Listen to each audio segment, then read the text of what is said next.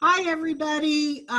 Blue Door Group here. We wanted to take a few minutes and talk about COVID-19. It's been the hot topic the last probably 6 weeks. But what makes this conversation a little different is that Blue Door Group has a teammate, Jerry Aldridge, who has another career, another life, if you will, as an expert in immunology and infectious disease. And I'm going to tell you a little bit about Jerry, and then we're going to ask him a few questions. So type in the chat, guys, if you have a question for Jerry in addition to this. But Jerry grew up in a small town in North Carolina, Maiden, North Carolina, and went to Lenoir-Rhyne for his undergrad, and then completed his PhD at Wake Forest, where he studied immunology and infectious diseases. And after graduate school, he joined the laboratories of Dr. Robert Webster and Peter Doherty, who, by the way, is a 1996 Nobel laureate in medicine, at St. Jude Children's Research Hospital. And as a postdoctoral fellow at St. Jude, Jerry was part of the team that actually prepared for the world the vaccine for the novel H1N1 influenza pandemic. After this, he joined the faculty at McGill University in Montreal, where he taught immunology and continued his studies on infectious diseases. In 2018, Jerry and his wife chose to return to Winston-Salem so that their son could grow up near family and friends back in North Carolina. And he chose to change careers and focus his energies on real estate. And of course, we're all thrilled that he chose Blue Door Group. He brings a very detailed, thorough approach to working with his clients. But today he's going to bring a different perspective to our discussion, and it's going to be his expertise on this coronavirus and COVID-19. So the first question that I'm going to throw out to Jerry is, tell us, is this coronavirus new? Is this something that, is unusual? So coronaviruses in general are not new to humans. The fact is, how many people have ever had a cold? I'm assuming everyone out there to raise their hand. So what most people don't understand is about 20 or 25% of the common cold cases are caused by coronaviruses. About 5% of all croups, particularly in kids, are caused by coronavirus. So the fact that there's a coronavirus circulating in humans is not new. It's been here before. We understand what it is. This is a different virus, though, that has just emerged from another animal, probably bats. We don't know for certain. But the reason it's spreading so fast is nobody has immunity. This specific virus has never been in humans before. All right, and so to that point, Jerry, what makes this coronavirus different from some of the others? So typically the coronaviruses that cause a common cold, they're home, if you will, they replicate in the upper respiratory tract, in your nose, in the sinuses, in this area. For some reason, and this is still yet to be determined, the new coronavirus that's circulating now, causing a pandemic, in addition to circulating or replicating in the upper respiratory tract, it can live in the lower lungs. And that's what's causing the problems, particularly for people at high risk, leading to increased pneumonia and these sorts of symptoms. So yes, it's a coronavirus, but it does have a little bit different, what we would call tissue trophism, meaning it has more homes, if you will, than just in the nose area. Very good. That makes it much clearer for people to understand. I don't know about y'all, but I just have not been able to get a clear answer until now about why this was different from, other viruses. So talk to us a little bit, everybody keeps mentioning the second wave of the coronavirus. Give us your perspective on that, and what do we do to prepare for something if there is a second wave? So first, I want to put a little bit into context. This talk about the second wave is coming from history. We look back at the most severe pandemic, at least in recent history, was 1918, the flu pandemic. So it emerged April, May, June. Then it seemed to go away for the summer, and then it bounced back in the fall, much more severe. So a lot of professionals right now are comparing this current virus to that one and saying, okay, this will act the same. But there's one huge factor they're overlooking. For a virus to have a second wave or continue, it has to be able to get around the immune response that it created during the first wave. It does that, a virus does that by changing. The rate that the virus can change to hide from immune response is very different, particularly between flu and coronavirus. For instance, flu, everyone knows we need a flu vaccine every year. That's because it takes only about 3 to 6 months for the flu virus to change enough to hide from an immune response that was already developed. This virus mutates very fast. Coronavirus isn't like this. It's much more stable. It takes between 3 to 5 years for this virus to mutate enough to hide from the immune response. Now, what I'll say is these data, the 3 to 5 years, are based on the common cold causing coronaviruses that have circulated for decades. So we don't really know for this new one per se because it hasn't been around long enough. But what we know is viruses of the same type are often very similar. So we would predict this one would behave the same. So let's think about this for a minute. If it takes flu 3 to 6 months to change enough to hide from the immune response, then yes, that makes sense. If the virus leaves by June, that come November, it can come back because it's changed enough. Well, if it takes 3 to 6 years for the virus to change enough to get around an immune response, that means it's highly unlikely we're going to have a second wave in the fall.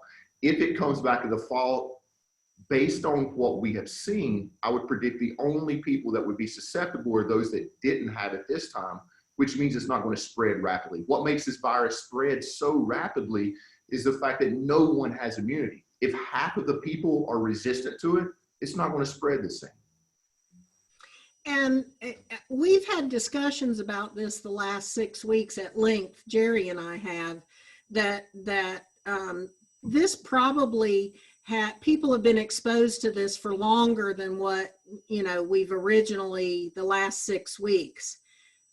So is it safe to say that there's probably a lot more people that have been exposed and may already have a built-up immunity?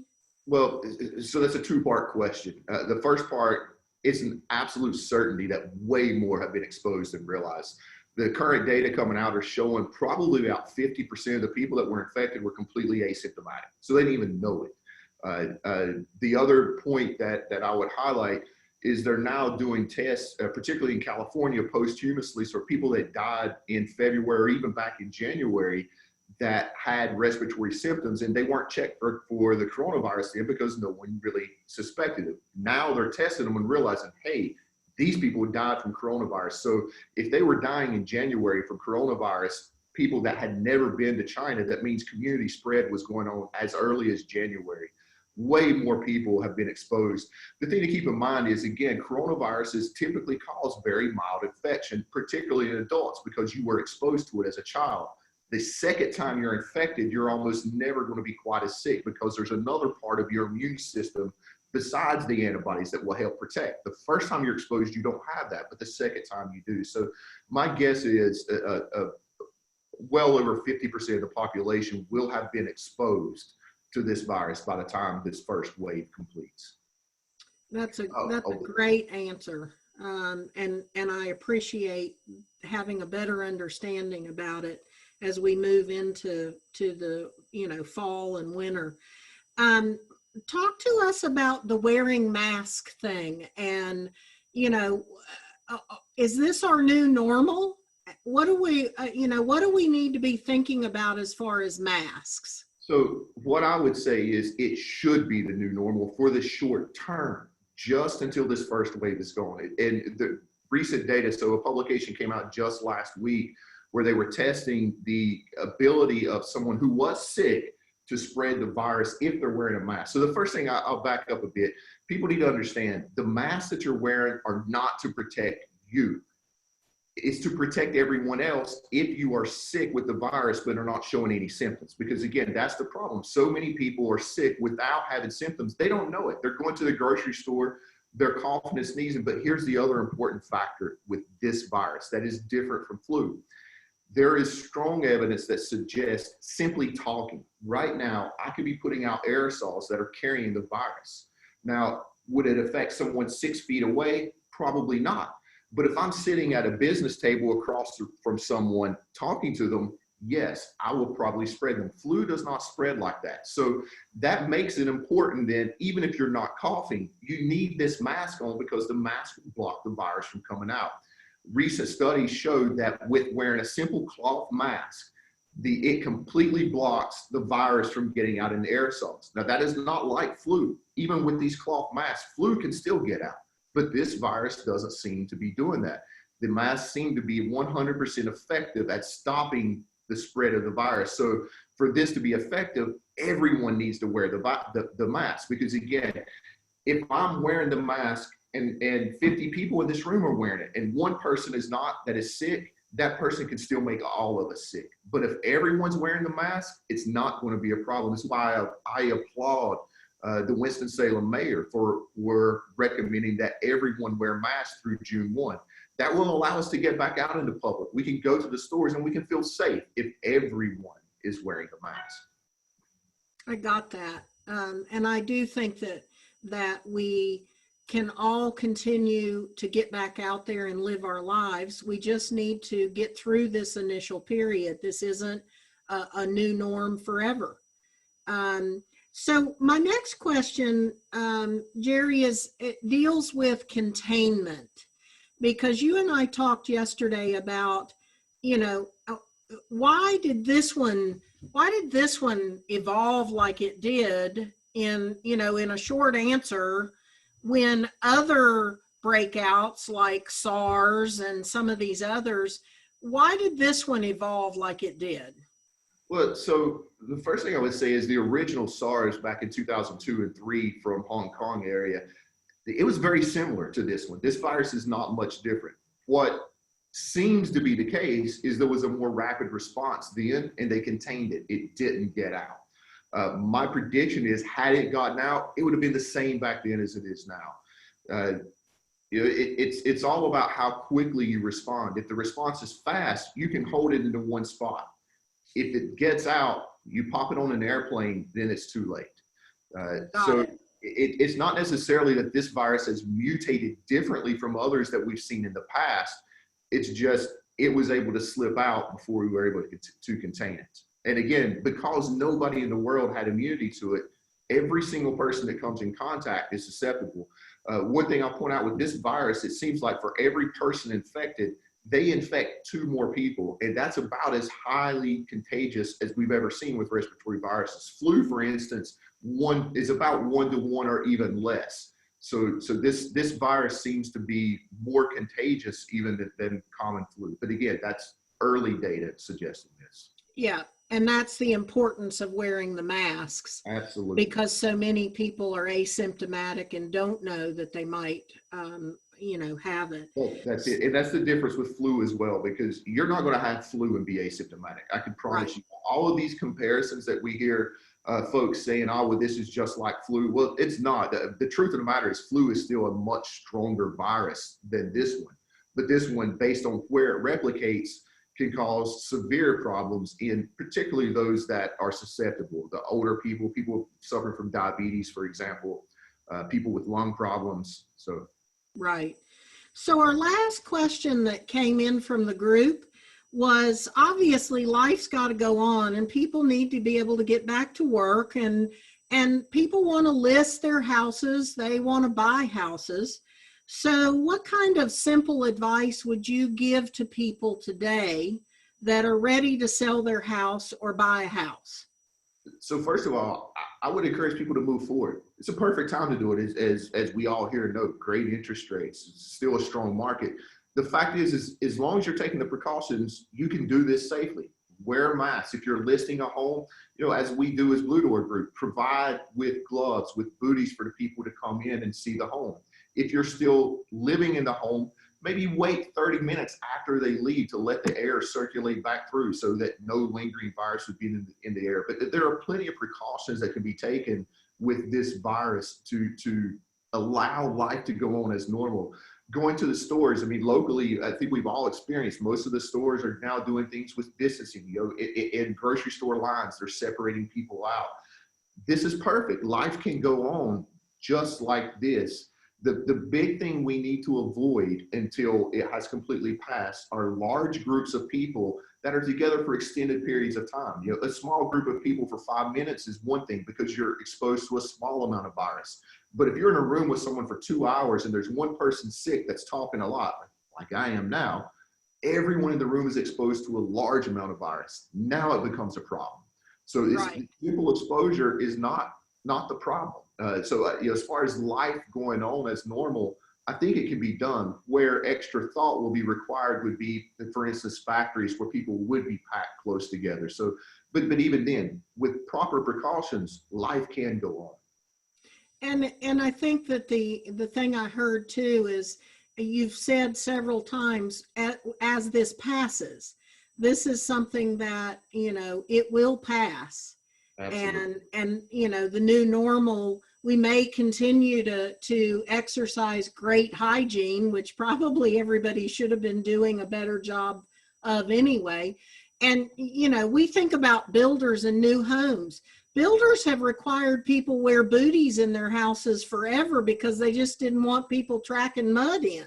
So is it really that unreasonable for people to expect someone to wear a mask if they're sick? So, you know, I don't think we have to make this something that is overwhelmingly challenging. And I love the point you made that, you know, we can get out there and do this. Now is a great time. And Blue Door Group has managed, thankfully, to continue to represent its clients throughout this safely and exercising caution, in large part to having Jerry's guidance, but also just from a safety perspective, being able to get out there and listen and pay attention to what our clients are thinking and feeling right now. So I would say to all of you on Blue Door Group, if you have any additional question right now, if you'll type that in the chat function, or we can unmute you to ask that question. In fact, we can do that right now. If you guys all want to unmute yourselves, we've got maybe another minute or two. So if there's something else that you want to ask, please go ahead and do so now. So one more thing I'll point out while they're putting questions in, keep in mind, this is the 4th outbreak since 2000. So you know, most people don't understand that outbreaks occur every 10 to 20 years. If you look through history, recorded history, it's going to happen. This isn't new. We don't quit living just because this happens. I mean,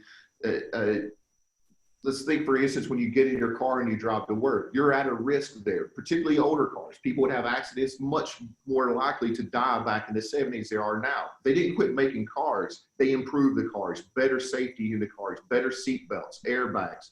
It's the same thing with this. Yes, there's a new risk, but we don't quit living. We find a way to overcome it and continue. There you go. And Jerry, Billy just typed in, what are your thoughts about a vaccine? How long do you think it might realistically be? So realistically, it'll be minimum of 18 months, because what people have to understand is you have to first make the vaccine in the lab, a small amount of it, and test it in animals to see, does it work? Then if it works, it needs to be tested in humans. Does it cause severe side effects? Once that's done, and we're talking 6 months to a year minimum of that, then you have to actually make the virus. It has to be grown up. Pharmaceutical companies can't go from nothing to enough virus for the world in 1 week. It takes 6 months or longer to prepare enough virus. The perfect example of this, in 2009, we had the pandemic vaccine in about 10 days.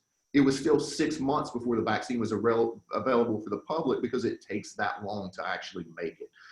The good thing is, as I point out, there are a lot of promising lead drugs right now. So in the laboratory, they have found drugs that are working very well to block virus replication. It may be that these get through approval even before we reach the vaccine. All right, Jerry, 2 more questions and then we're going to wrap up. Lorraine wants to know, is it safer to sit outside than inside 6 feet apart? Well, I mean, I would say the same distance apart, you're always safer outside, right? Because there's more room for the virus to disperse. There's more airflow to move it around. But even inside, if you're keeping a good distance, it should be safe. The data that I have seen showed that the range for rapid infection is about 90 centimeters, about 3 feet. So if we're sitting at 6 feet, yes, you may get exposed, but the amount of virus you're exposed to is probably not enough to cause disease. I mean, you can imagine if the virus is coming out of my mouth as I speak, the farther it travels, the more dilute it becomes. So as long as we keep distance, the chances of being infected are really low. Again, Okay. the other thing about this virus is a little bit different in flu, that flu seems to linger in the air at higher concentrations and for longer. And the other thing, this virus is spread by talking. When you're talking, you're not pushing it out far. Flu is spread by sneezing and coughing. When you sneeze and cough, you spread it through the entire room. So there are differences between these viruses. Okay, and then the last question, Angela wants to know if you had to predict, and I know this is kind of a wild prediction, but how much longer would you think that we would need to all be wearing masks?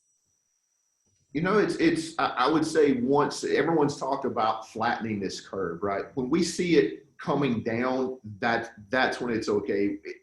My guess would be more, let's proceed with caution. It's not much of a trouble to ask people to wear a mask. It's much more of a problem to have this come back and now we shut down the economy again for another 2 months because we decided we didn't want to wear masks. So the mayor of Winston has extended the recommendation through June 1. I think that is a very good idea. By the time the summer gets here and humidity's high, the spread of the virus is going to drop tremendously anyway. So by summertime, I think we'll probably be close to coming back to normal. But again, that's a prediction. And if anyone tells you for certain, they're probably lying to you. No, none of us know. Okay, guys, we're going to wrap this up, but I know all of you are pleased that we have Jerry not only on our team as our realtor teammate, but also as our resident infectious disease doctor.